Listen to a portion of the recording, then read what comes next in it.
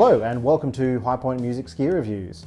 I'm Lewis, and in today's episode I'm going to show you another Mad Professor pedal, the BlueBird Overdrive.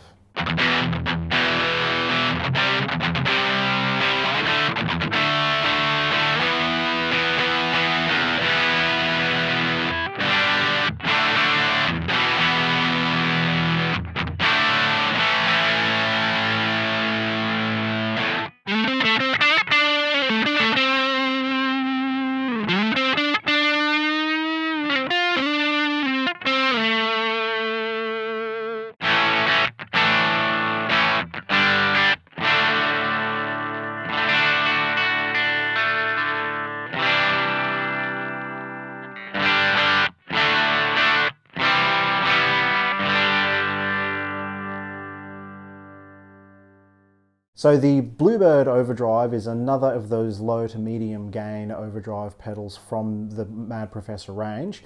And the reason I've picked this one today for the review is it's got a great feature in it. It has a built-in delay setting. So it allows you to punch that overdrive sound on and get a little bit more space in your playing. I think the delay adds a really nice layer of ambience and allows you to tone back what you're playing and let those delay tails take over what otherwise might be a little bit too much guitar sound. So I think it's a really cool addition to something as commonly used as an overdrive, and that's what I'm going to show you today. So some low gain sounds, some medium, some high gain sounds, and then just blending that one delay sound in over the top to show you what it can do. So I've got our loop running just on a low gain setting. The gain all the way down and the tone in the middle position. So pushing that volume up just to get a little bit of unity level. And I'll dial a little bit of that delay in.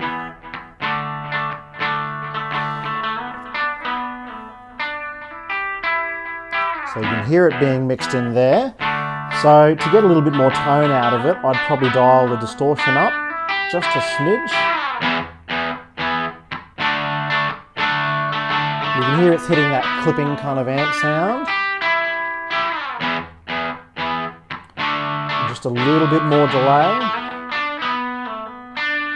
Just so that it kind of sits in the background. Like that.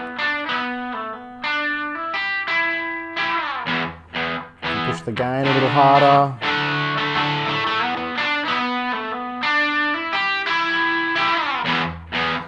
This delay is still sitting behind. It's at a fairly moderate level there, but to me that's the idea, is to keep it nice and subtle.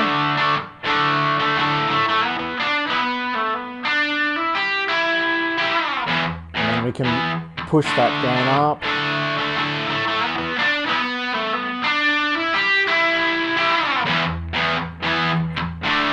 The bass is preset internally, so the tone control I'd try to keep it a bit brighter with.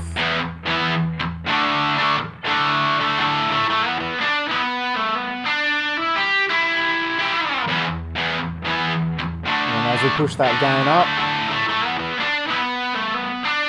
it gets nice and crunchy, and the bass is still really thick and tight. You can push a little bit of that echo back in. You can just kind of hear it in the background, like so.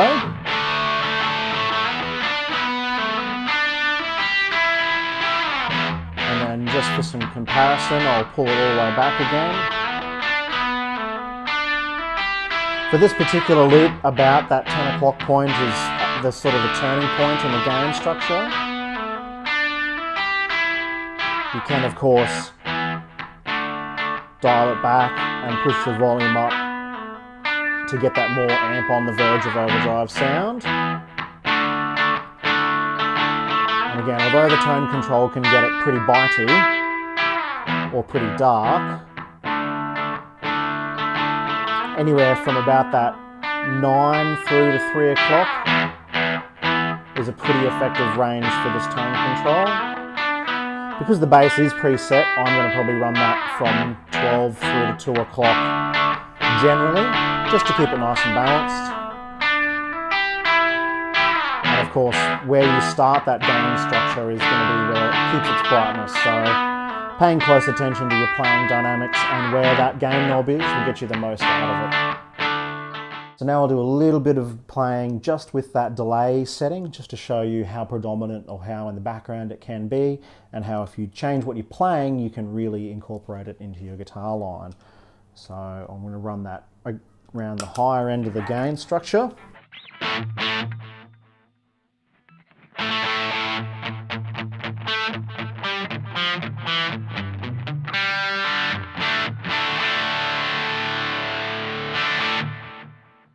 So almost like a reverb, it's got that great quality where you can kind of set it so that it's in the background when you're playing, but when you stop it becomes obvious.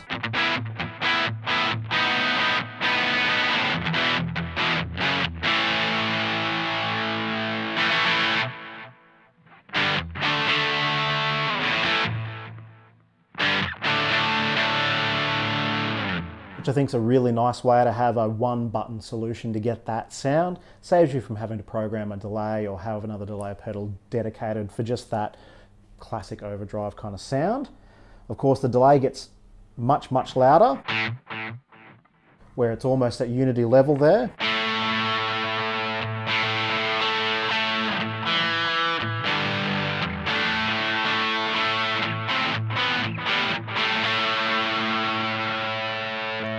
And of course, at this kind of settings, it's really a predominant sound for lead work.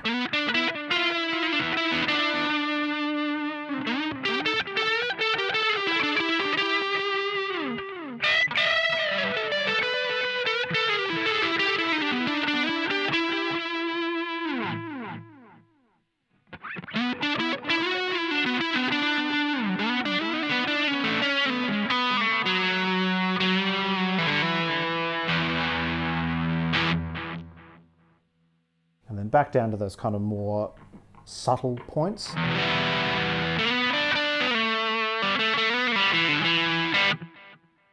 Where it's really in the background now. And playing those accented points, the staccato when you're playing will really show off those delay tails.